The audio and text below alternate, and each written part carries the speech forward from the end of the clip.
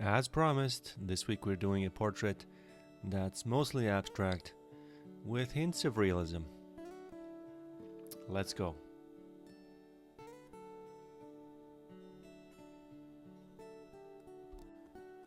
Welcome back for another video. I'm actually quite excited to share this particular portrait with you, simply because it's one of the first ones on this channel that is exclusively devoted to my painting style.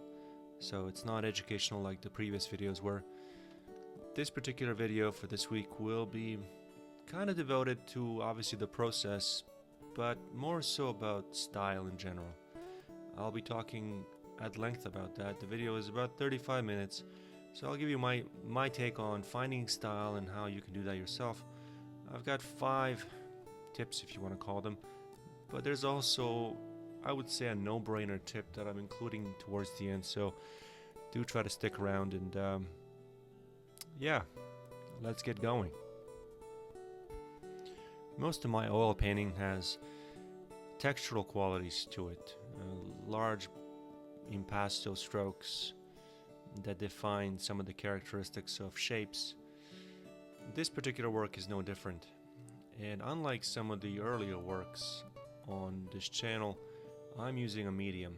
Before, if you recall, some of the other videos I used Gamsol as a thinner, and because I use water-soluble oils as well, I did use water, but for the most part I employed tubes, sort of tube paint directly without adding any additional medium to the subsequent layers.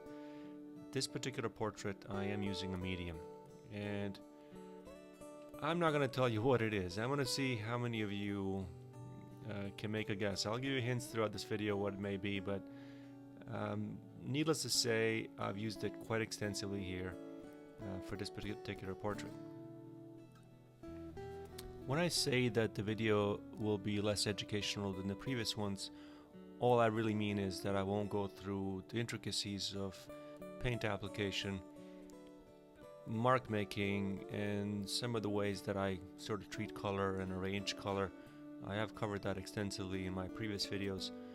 That is not to say that the whole process as you see it here won't be telling on its own. I mean, you can make a wild guess as to how all those things are done.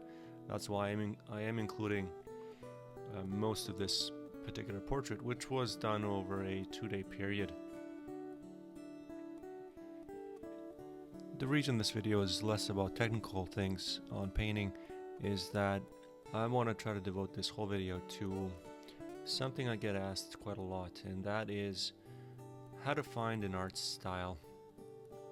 And that is a complex question on its own, but it doesn't necessarily need to be. So I mean, initially, before we get into the nitty-gritty of what I think is the process of finding an art style, I'll just simply say or start by saying that I think the style itself is not an end goal. It is a constantly evolving process, something you need to embrace from the beginning, wherever it is that you are in your painting journey.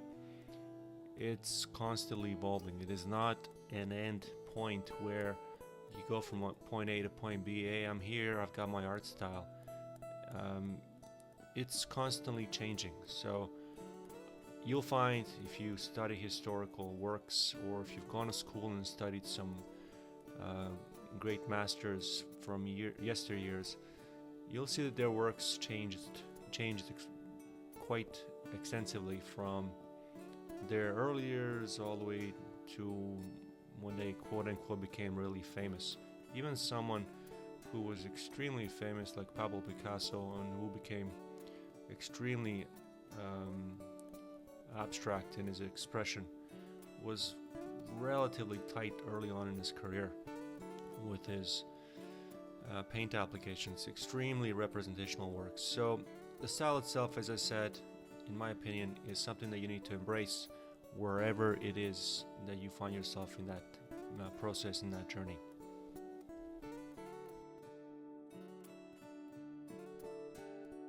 On the right there, the finished portrait is what my, if you want to call it, current style is, and it's been that for quite a while now. It's a combination of obviously 25 plus years of working professionally, where I started out coming out of art school painting very tightly, extremely photorealistically, to now where most of my work is abstract or semi-abstract. Most all of them have certain representational qualities to it as well. It's rarely just simply abstract, although some are, and I plan on doing videos on that topic for this channel as well. But it's a combination of abstraction and realism. It's a combination of all sorts of different edges. It's a combination of various influences throughout my life, and as I said, it's constantly changing. You can see various influences, historical influences, current ones. So my style will very likely be distinctly my own, and it's difficult to sort of give advice or generalize, if you want, for everybody, but I'll give you an idea as to how you can approach this process of finding a style for your own work. I think it's fundamentally sort of connected with this notion that all artists are right brain thinkers or versus left brain. According to this theory, right brain is visual and it helps us with creative processes. And I think that is fundamentally what most people are sort of striving for, being able to paint intuitively and not so much being restricted with a visual representation.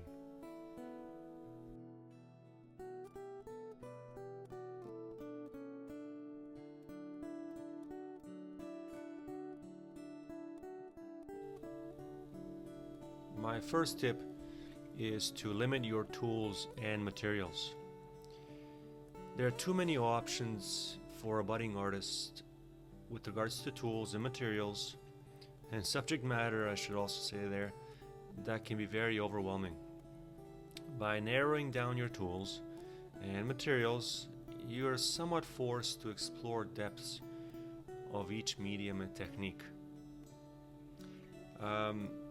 The way to do this really is to choose a single medium. So I've mostly focused, as I said, on oils previously with these videos. It doesn't need to be oils for you. I'm again generalizing here. You can choose charcoal, gouache, which I've done one video on. You can even do a single ink color and play around with it and set a certain period where you only use that particular medium.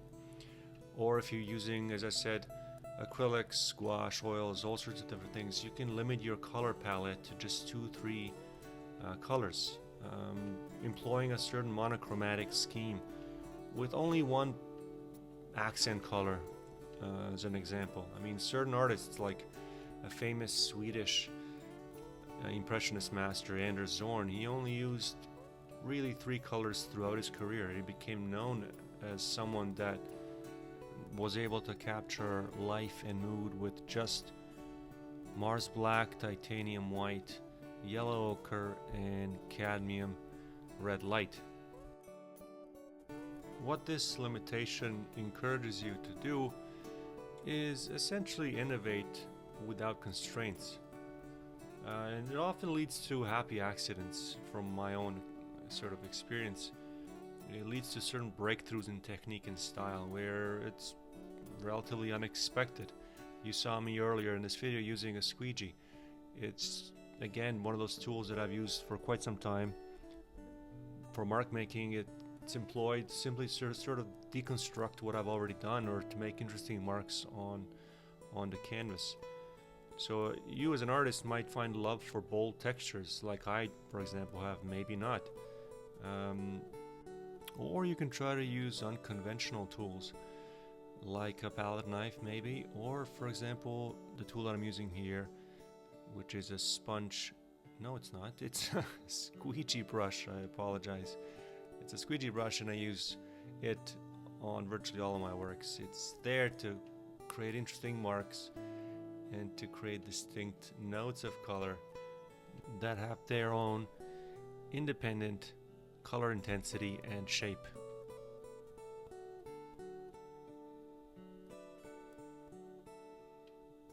So tip 1, get outside of your comfort zone.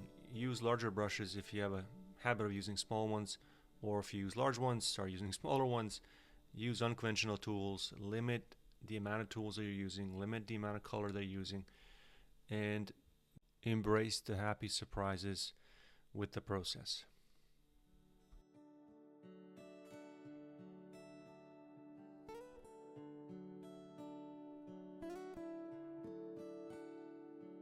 Have you guessed yet what medium I might be using for this portrait? Here's the first clue. It makes oil paint less shiny. It makes it very matte depending on the amount you put or mix with your paint. So I'll give you a couple more tips throughout this video, but that's a big one. So let's get on to tip number 2.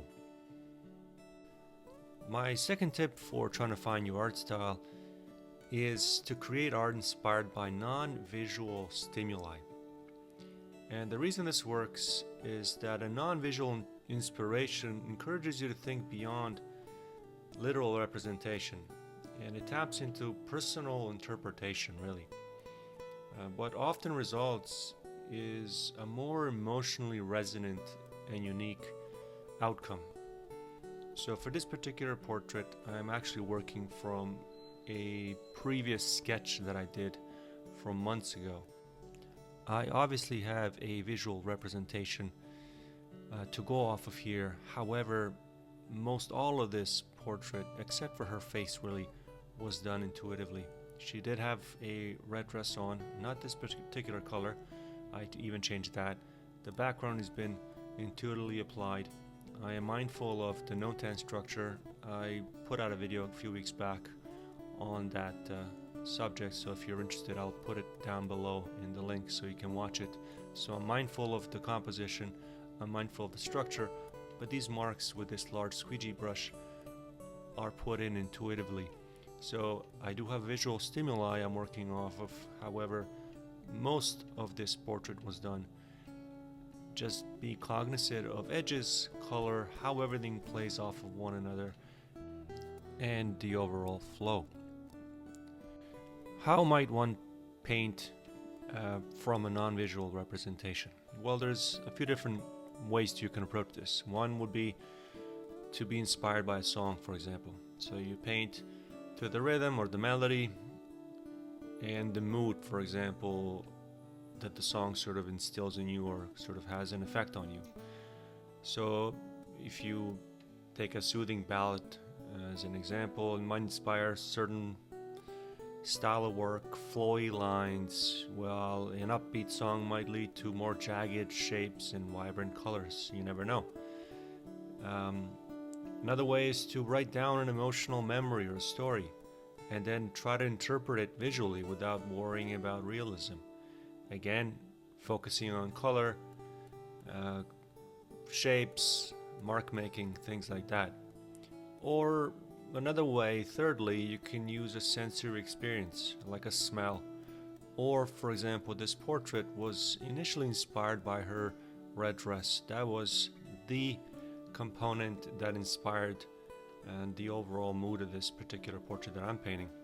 So you can take, as I said, a sensory experience, like a favorite place of yours, or a texture or a fabric, and ask yourself, how does it make you feel? And then try to represent that feeling on your substrate.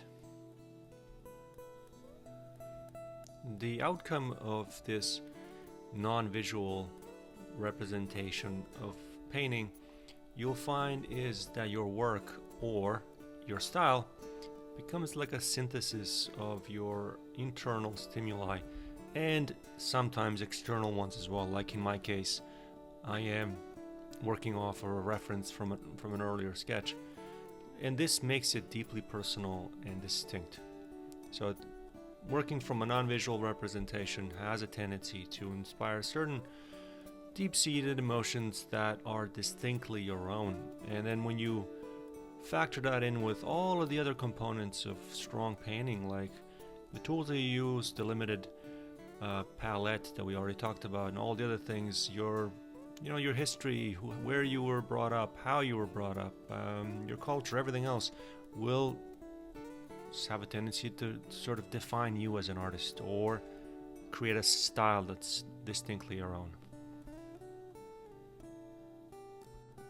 As I'm plugging along here, defining this model's neck and chest, I want you to note that this portrait overall is a tonalist work, except for the red dress, which is in itself a kaleidoscope of various color values of red. There's grays, there's blues in there. You'll see that when we get towards the end. But overall, I am now defining her chest with the colors on my palette there, and they're greens, they're blues, and they're to some extent umbers and reds, but they've all been, if you want to call it, grayed out through the use of complementary color technique, so that the chroma has been sort of toned down. I want that red to sort of resonate against all of the other little color values that I put down. But I am layering here, and that brings me to clue number 2 for our medium here. If you haven't as thus guessed what it might be, this particular medium allows you to layer multiple color values on top of one another within one single session, because it dries oil paint much quicker. So that's another distinct characteristic of this medium, and for that reason I like it a lot. And as I zoom into her face here, you can see that I am layering using that medium, defining some shapes of her forehead where the cool light is coming in and hitting the top part, which is the sort of the highlight, the highest note value on the whole painting, really, certainly within the context of her face.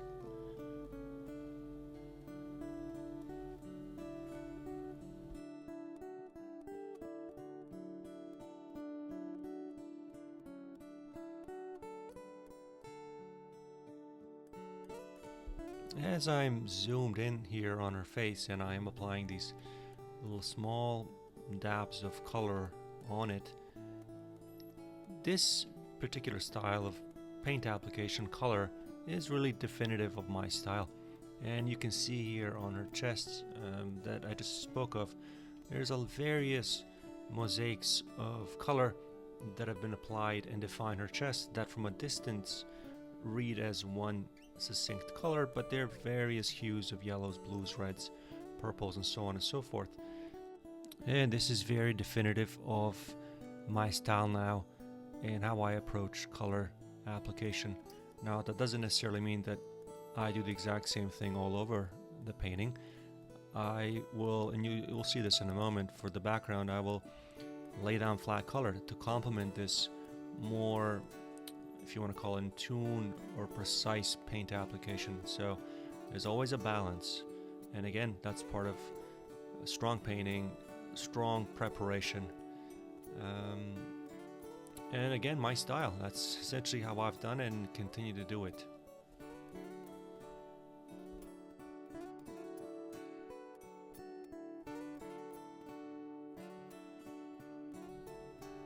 On to tip number 3 on trying to find your distinct art style.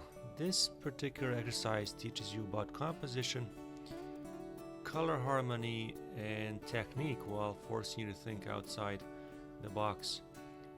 Through this process, you'll discover elements that feel authentic and distinct to your voice. The exercise is reinterpreting famous works using non-traditional techniques.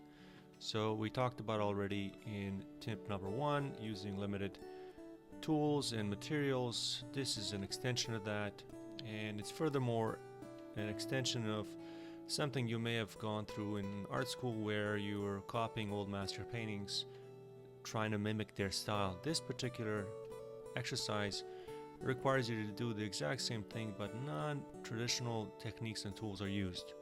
So studying the masters gives you insight to timeless techniques, while this method, unconventional method, helps you break free from these rigid traditions. It's somewhat unique in that sense.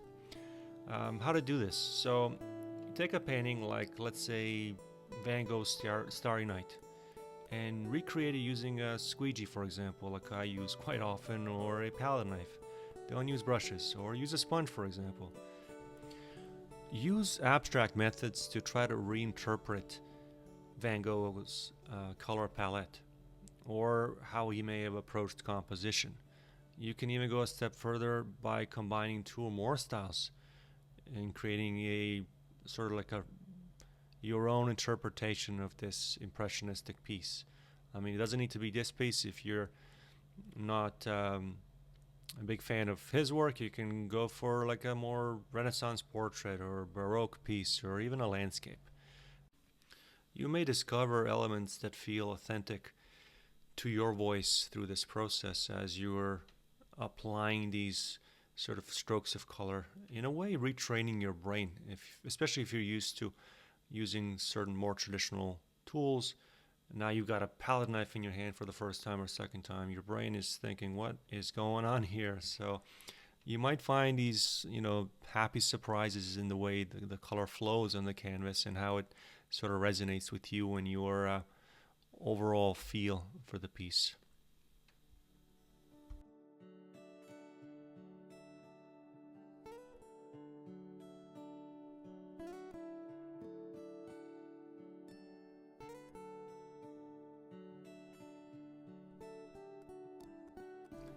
Now on to that background I spoke about.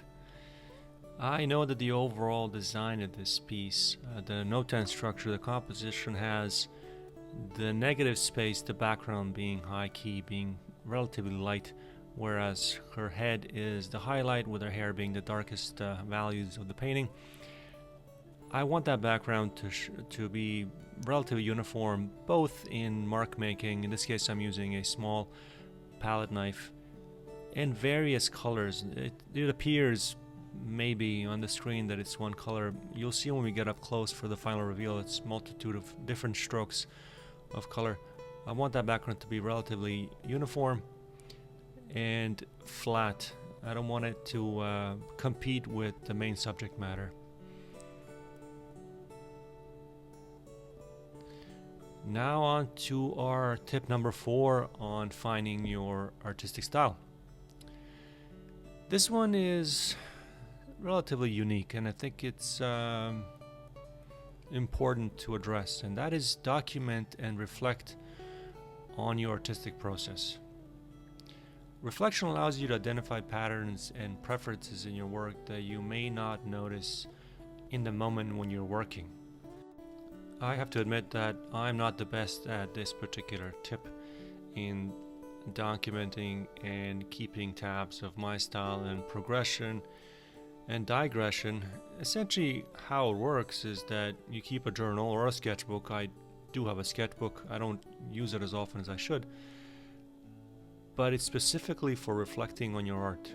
It includes whatever, sketches, thoughts, thumbnails, small studies, along with written notes about your thoughts during the creation process. So it's something you address periodically during a painting session, after a painting session, after a painting's been completed, and you can do various things. You can ask yourself questions. What part of this piece was the best? What part am I proud of?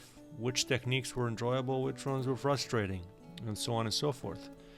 And you'll see that you'll identify certain recurring themes, recurring shapes, colors, subjects in your work that sort of come over and over. And these are the things that kind of define you as an artist. You can periodically review your journal for these recurring themes or stylistic quirks, if you want to call them, and then address them, whether you want to retain them, keep them. Are they something that define you as an individual artist, or are they hindering you with regards to your progress? But through this process, it'll help to discover your natural tendencies, which can cultivate into a cohesive style in the long run.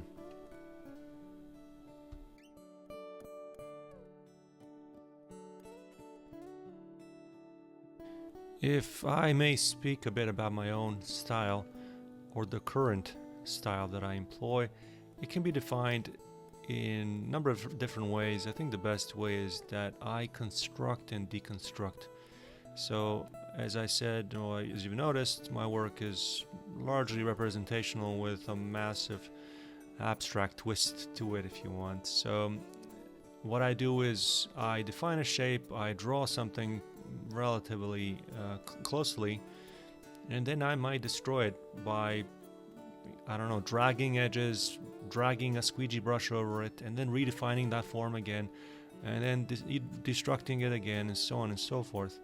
A lot of times I see on YouTube and other places artists that employ this deconstruct method usually do it in the beginning stages. You can see now that, for example, I'm using this squeegee, the 4-inch brass squeegee brush, to loosen some edges around her dress in the background. Very intuitively again, I am creating interest.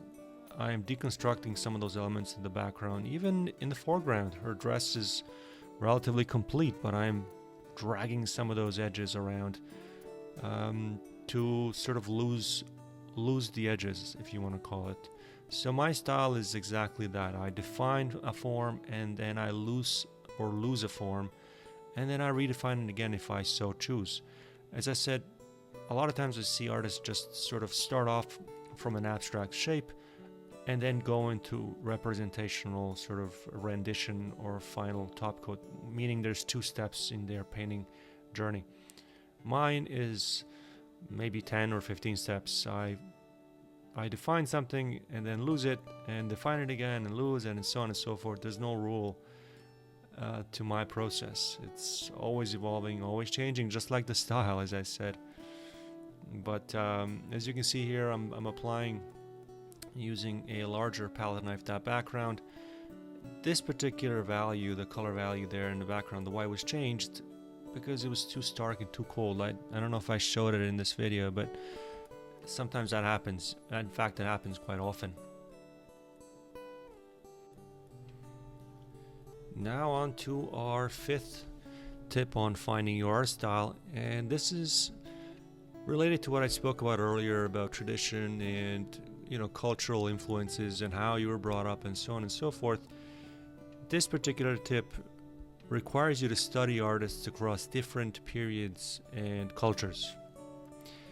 And why this works is because it broadens your exposure to diverse artistic traditions, and it expands your creative vocabulary. And in the process, it provides unexpected inspiration.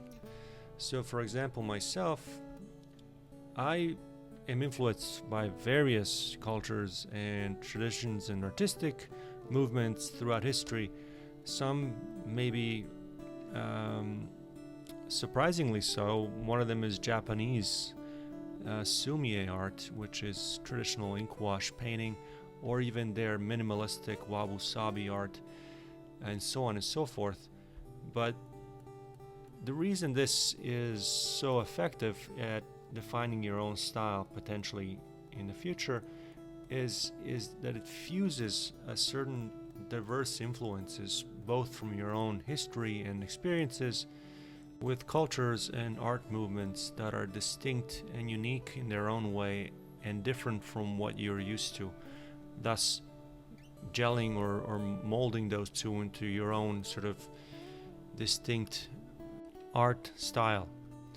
But the way to do this is to borrow or adapt certain elements you admire about this new style of work, such as I said, Japanese art has a tendency to use phenomenal negative space in their work, which, as I said, I admire greatly.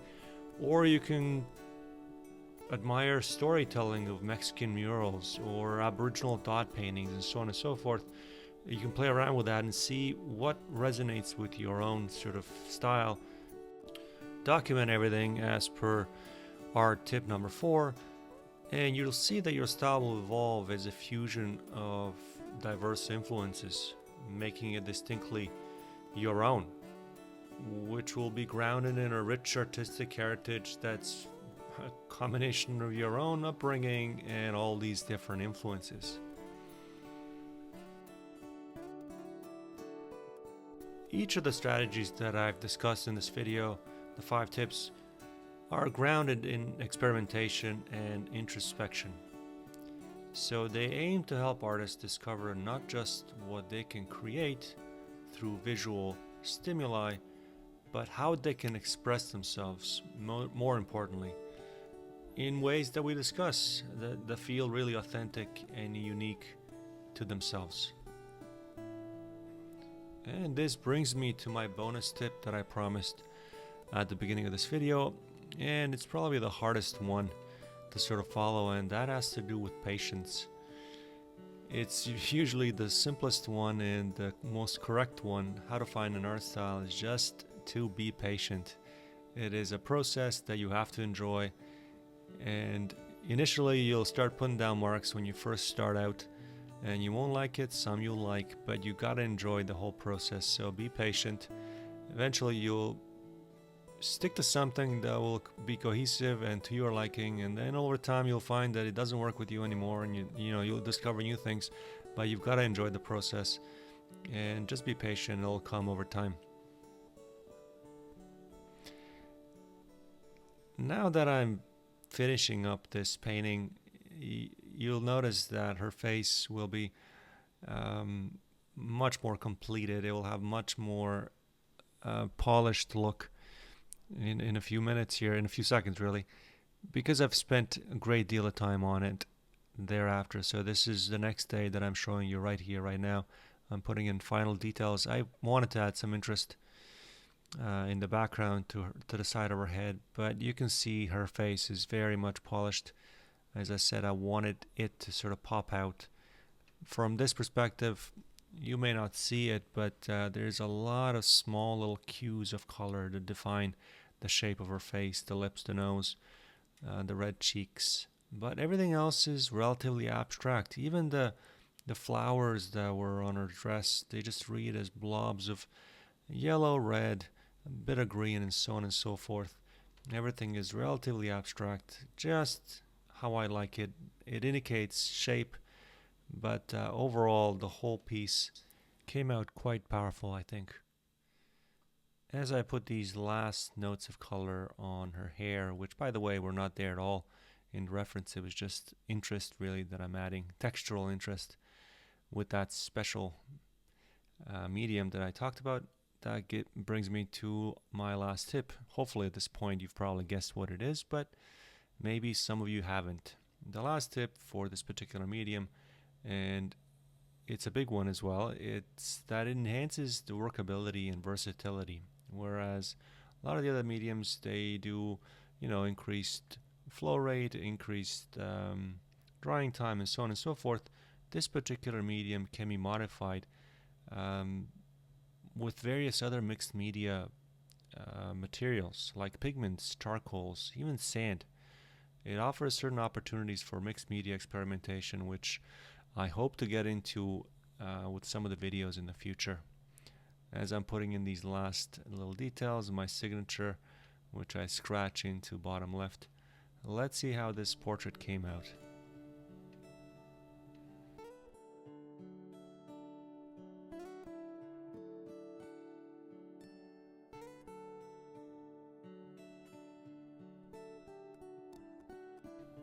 As I move in closer with my camera, I want you to pay attention to the variety of brush marks and the textural qualities of the surface, which is a linen canvas, by the way. You can see the variety of strokes, the chiseled strokes, the brush marks, and of course the sculptural qualities of some of the marks on there with this mystery medium, which by the way I will do a whole video next week explaining the process of how I use it and limitations of it, and I plan on using it for an extended period of time, so do check in and or subscribe of course if you haven't already, so you don't miss it. But comment down below with what you think it is, and first one that gets it gets a pat on the back in the next video.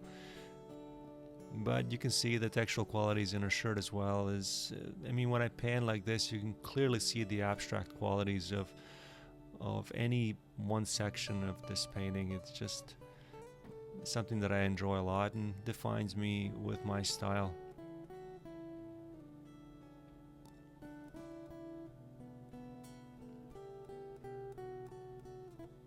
This particular work, as most of my works, are grounded in the note-10 structure. Composition is very important. I will link a video here at the end, if you haven't already watched it, that goes into depth as to how I approach the note-10 structure, so do check it out if you have the time. Thank you very much for watching. I will see you next week.